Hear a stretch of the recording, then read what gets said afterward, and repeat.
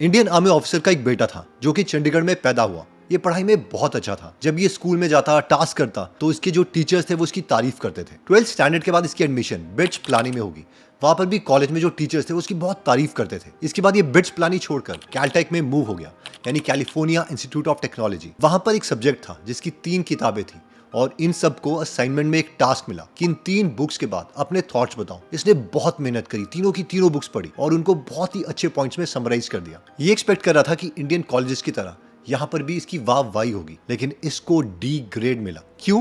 क्योंकि टीचर ने बोला कि जो 3 किताबें तूने पढ़ी है वो मैंने भी पढ़ी है और जो तेरे सारे पॉइंट्स हैं वो तो किताबों में से है, तेरे खुद के क्या पॉइंट्स हैं वो बता। वहां पे जाके इस इंसान का दिमाग खुल गया और फिर इसने क्रिटिकल थिंकिंग के बारे में समझा। इस इंसान का नाम था सबीर भाटिया, जो आगे चलकर हॉटमेल के फाउंडर बने और अपनी कंपनी को $400 मिलियन में बिल गेट्स को बेचा। इलॉन मस्क का एक बार टेड टॉक में इंटरव्यू हुआ और उसे पूछा गया कि तेरे लिए सबसे ज्यादा इंपॉर्टेंट क्या है।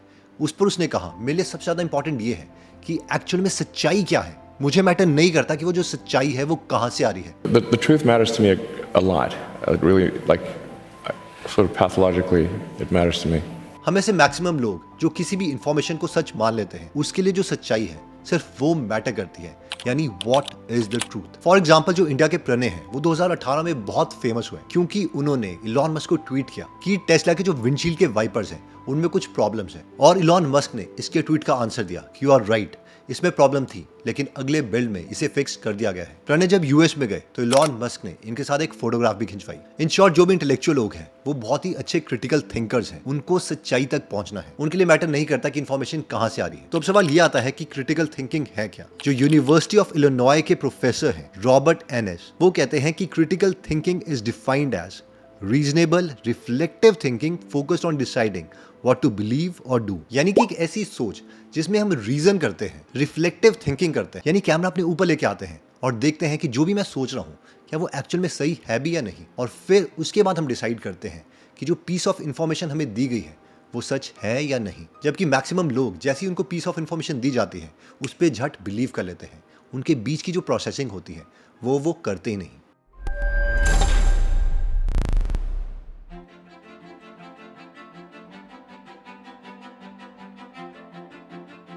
सोचो तुम रिलैक्स करके आराम से फ्लाइट में बैठे हो, अपने आईपैड में एक मूवी देख रहे हो। बाहर जो मौसम है वो बहुत ठंडा है। तुम सोच रहे हो कि इस ठंडे मौसम में फ्लाइट से उतरते ही मैं अपनी फैमिली के पास जाऊंगा, उनके साथ मिलकर डिनर करूंगा। लेकिन तभी अचानक बीप बीप बीप की साउंड आने लगती है और जो आपका प्लेन है वो धीरे धीरे नीचे गिरने लगता है। सारे के सारे लोग पैनिक कर रहे हैं, रो रहे हैं और फिर वो प्लेन क्रैश हो जाता है। अगले दिन अखबार में ये न्यूज छपती है। बहुत से लोग परेशान हैं क्योंकि इस फ्लाइट को कैप्टन मार्विन रेंसलो चला रहे थे, जिन्हें 3400 फ्लाइंग आवर्स का एक्सपीरियंस था। इस इंसिडेंट पर बहुत सी इन्वेस्टिगेशंस होती हैं और फिर ये स्टोरी सामने आती है कि 12 फरवरी 2009 को फ्लाइट नंबर 3407 एक बम्बार्डियर Q400 प्लेन से न्यू जर्सी से न्यूयॉर्क जा रही थी। Weather reports already clear warning दे रहे थे। आइसिंग कंडीशंस का रिस्क था, यानी बहुत ज्यादा ठंडी होने के कारण प्लेन पूरा का पूरा रुक सकता है। प्लेन के विंग्स पर बर्फ ऑलरेडी थोड़ी जम चुकी थी। प्लेन के अंदर कैप्टन रेंसलो के साथ फर्स्ट ऑफिसर रेबेका शॉ थी, 24 साल की यंग एविएटर। वो थोड़ी थकी भी थी।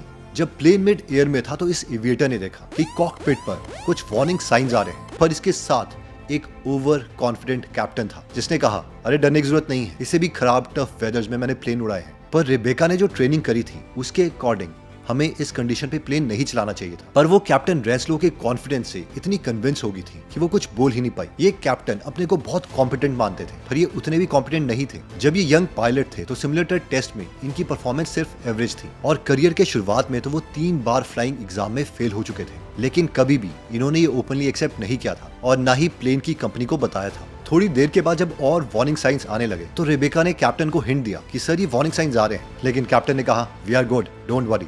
जब स्टॉल वार्निंग बजर बजा, स्टिक शेकर चालू हुआ, मतलब प्लेन स्टॉल होने वाला था, तो प्रोटोकॉल के हिसाब से योक को पुश करना था ताकि प्लेन की नोज नीचे आए और प्लेन स्पीड गेन करे। लेकिन कैप्टन रेंसलो ने एकदम उल्टा किया। प्लेन स्टॉल हो गया, स्पिन हुआ और सिर्फ 6 किलोमीटर दूर रनवे पे एक घर पर क्रैश हो गया। प्लेन में 49 लोग थे, सबकी डेथ हो गई और जिस घर में ये क्रैश किया उस घर में भी एक इंसान की डेथ हो गई। बहुत सी इन्वेस्टिगेशंस हुई। इन्वेस्टिगेशन के बाद एक सिंपल स्टेटमेंट पब्लिश करी, pilot error due to improper stall response compounded by poor crew resource management. मतलब रेंसलो ने प्रोटोकॉल वायलेट किया और को पायलट ने उन्हें रोका नहीं, क्योंकि वो उनके कॉन्फिडेंस से इंटिमिडेटेड थी। और इसे कहा जाता है ड्यूनिंग क्रूगर इफेक्ट, जो कि डेविड ड्यूनिंग ने 2019 में दिया था, जिन्होंने कहा था कि रियल डेंजर सिर्फ ओवर कॉन्फिडेंस का नहीं है, उससे भी बड़ा खतरा यह है कि जब ओवर कॉन्फिडेंट लोग पावर में होते हैं और उनको कोई कॉन्ट्राडिक्ट नहीं कर पाता, तब सबसे बड़ा डिजास्टर होता है, क्योंकि उस टाइम हमारी क्रिटिकल थिंकिंग बंद हो जाती है और जो भी ये ओवर कॉन्फिडेंट इंसान बोलता है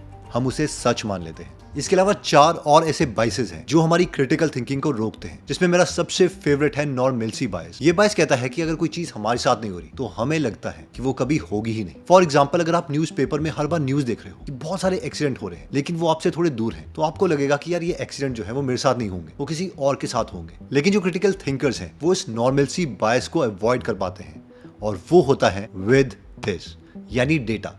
इसका परफेक्ट एग्जाम्पल है बिल गेट्स। ऑलमोस्ट 10 साल पहले बिल गेट्स ने ये 8 मिनट की वीडियो पब्लिश करी थी टेड टॉक्स पर, जिसमें उन्होंने कहा था कि मेरी लाइफ टाइम में जो मुझे सबसे बड़ा खतरा लगता है वो न्यूक्लियर वॉर से नहीं है, वो है किसी पैंडेमिक से। और इसके 5 साल के बाद एग्जैक्टली यही हुआ। बहुत से लोग वंडर कर रहे थे कि बिल गेट्स ने इस चीज को कैसे प्रेडिक्ट कर लिया, और वो था यूजिंग डेटा। एक्चुअली हुआ ये था कि बिल गेट्स और उनकी टीम सारे डेथ्स को प्लॉट करी थी ओवर सेंचुरीज, और वहां पे उन्हें एक बहुत ही इंटरेस्टिंग पैटर्न मिला। पैटर्न ये था कि 1914 से 1918 तक 1.5 से 2 करोड़ डेथ्स हुई। उसके बाद 1939 से 1945 तक 5 से 6 करोड़ लोगों की डेथ हुई। और ये जो 2 मासिव डेथ्स की पीक थी ये नोन थी, बट इसके बीच में एक और पीक थी जो वर्ल्ड वॉर 1 से बड़ी थी, और ये थी स्वाइन फ्लू, जिसमें 5 करोड़ लोग मारे गए थे। जबकि किताबों में पूरे चैप्टर्स वर्ल्ड वॉर 1 और वर्ल्ड वॉर 2 के बारे में, इन पैंडेमिक्स के बारे में कुछ नहीं बताया जाता। फिर बिल गेट्स ने देखा कि ऑलमोस्ट हर 100 साल में कोई ना कोई पैंडेमिक आ रहा था।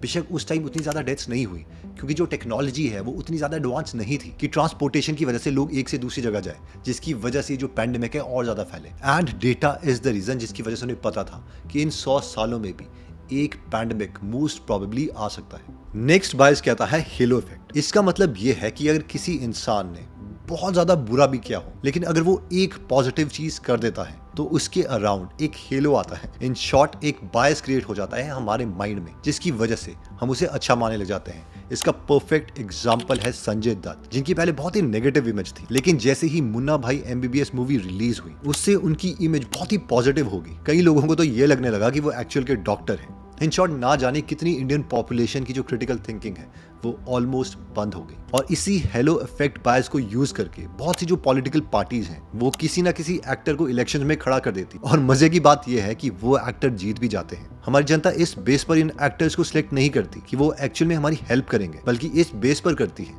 कि वो एक बहुत ही अच्छे एक्टर थे, जिसकी वजह से शायद वो बहुत अच्छे पॉलिटिशियन भी बन जाए। नेक्स्ट बायस कहता है फ्रेमिंग इफेक्ट, यानी अगर सेम इंफॉर्मेशन हमें 2 डिफरेंट तरीके से बताई जाए तो जो हमारी क्रिटिकल थिंकिंग है वो कहीं घास चढ़ने चल जाती है। फॉर एग्जाम्पल, इन 2 दही के डब्बों को देखिए, एक में लिखा है 90% फैट फ्री, दूसरे में लिखा है कंटेन्स 10% फैट। जब इन दोनों डब्बों को मार्केट में उतारा गया तो ये देखा कि जिस डब्बे में 90% फैट फ्री लिखा है उसको लोग ज्यादा हेल्दियर कंसिडर कर रहे हैं, जिसकी वजह से उसकी ज्यादा बिक्री हो रही है। जबकि जो क्रिटिकल थिंकर्स हैं they can exactly tell you कि इन दोनों इन्फॉर्मेशन का एग्जैक्टली सेम मतलब है, बट क्योंकि इसमें थोड़ा ज्यादा दिमाग लगता है इसीलिए 90% फैट फ्री लेबल वाले जो प्रोडक्ट्स हैं वो ज्यादा बिकते हैं, क्योंकि हर कोई क्रिटिकल थिंकर नहीं है। नेक्स्ट बहुत इंपॉर्टेंट बायस आता है रिसेंसी बायस। इमेजिन कीजिए कि आप एक रेस्टोरेंट में बैठे हैं और वहां पर बहुत ही अच्छा वेटर आपको मिलता है। वो थ्रू आउट इस टाइम में आपके लिए टाइमली खाना लाता है, स्माइल करता है, लेकिन एंड में वो बिल लाने में लेट हो जाता है। इस केस में मोस्ट प्रोबेबली आप उसको सबसे कम टिप देंगे। और एग्जैक्टली इसी के ऑपोजिट, अगर कोई वेटर थ्रू आउट आपके लिए लेट खाना लाता है,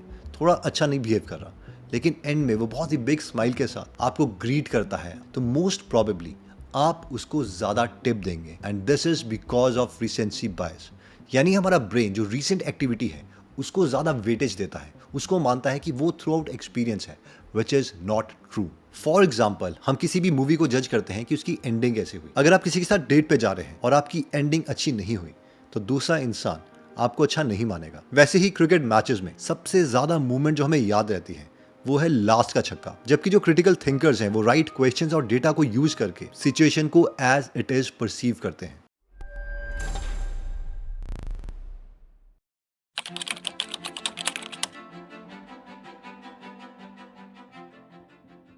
2014 में मिशिगन में बहुत गर्मियां पड़ रही थी और तभी वहां की सरकार एक नया वाटर सोर्स पब्लिक के लिए लेके आई जो कि हल्का ब्राउन कलर का था। सरकार ने कहा कि ये पानी सस्ता भी है और हेल्थ के लिए बहुत अच्छा भी है। लेकिन एक 4 बच्चों की माँ ली एनी वॉल्टर्स, जिसके पास कोई साइंटिफिक डिग्री नहीं थी, उसे शक हो रहा था कि एक साफ पानी का कलर हल्का सा भी ब्राउन क्यों हो सकता है। उसके बच्चे कंप्लेन कर रहे थे कि उन्हें रैशेस हो रही हैं। लेकिन तभी सरकार अनाउंस करती है कि ये पानी बिल्कुल सेफ है। वहां के गवर्नर रिक सिंडर्स की टीम वहां पर आती है और वो भी कहती है कि इस पर सारे टेस्ट हो गए हैं और जो सप्लाई है वो परफेक्ट है। लेकिन ली एनी का दिल नहीं मानता। उसके बाद जो वहां के मेयर हैं डेन वॉलिंग्स, वो टीवी पर इस पानी को पीते हैं और कहते हैं ये पानी परफेक्ट है। लेकिन ली एनी को खुद का डेटा चाहिए था।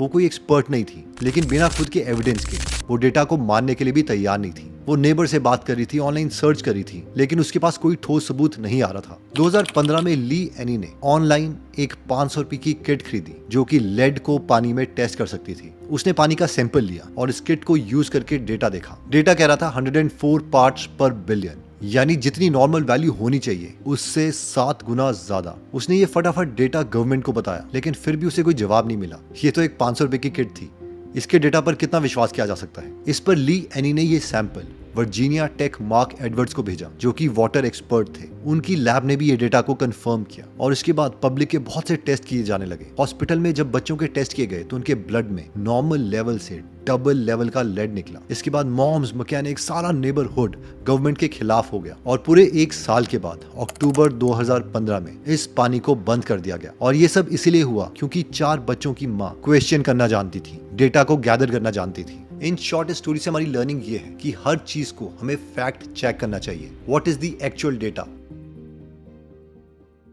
Second method to develop critical thinking is look for evidence, not opinions. Third, be ready to challenge your own beliefs. बचपन से हमारे बहुत सारे beliefs हैं और जो आगे चलकर हमें पता चलते हैं कि यार अच्छा ये तो झूठ था। तो हो सकता है कि अभी हमारे पास कोई एक ऐसा बिलीफ हो जिसे हम सालों से सच मान रहे हैं और माइट भी वो बिलीफ ही गलत हो। एक क्रिटिकल थिंकर अपने बिलीफ को चैलेंज करने के लिए हमेशा रेडी रहेगा, लेकिन एक ब्रेन वॉश्ड इंसान हमेशा सोचेगा कि जो बचपन में उसे प्रिमिटिव ईयर्स में जो सिखा दिया गया है वो गलत हो ही नहीं सकता। And finally the last method to develop critical thinking is that argue from both sides. अगर आपके पास एक स्ट्रॉन्ग बिलीफ है, एक ओपिनियन है और आपको लग रहा है दूसरा गलत है, तो एक बार आपको शिफ्ट करके दूसरे तरीके से भी सोचना पड़ेगा और उसकी तरफ से आर्ग्यूमेंट्स देने पड़ेंगे कि वो वाला जो पॉइंट है वो सच क्यों हो सकता है। बहुत से आपके फ्रेंड्स या फैमिली मेंबर्स होंगे जो व्हाट्सएप यूनिवर्सिटी से आते हैं, जो कि क्रिटिकल थिंकर्स नहीं है। अगर आपको लगता है कि ये वीडियो उनकी हेल्प कर सकती है तो ये वीडियो उनके साथ जरूर शेयर कीजिए। और हाँ, क्रिटिकल थिंकिंग डेवलप करने के लिए आपको ऐसे लोगों के थॉट्स जानने पड़ेंगे जो एक्चुअल में क्रिटिकल थिंकर्स हैं, और साथ में बाकी साइकोलॉजिकल बायसेस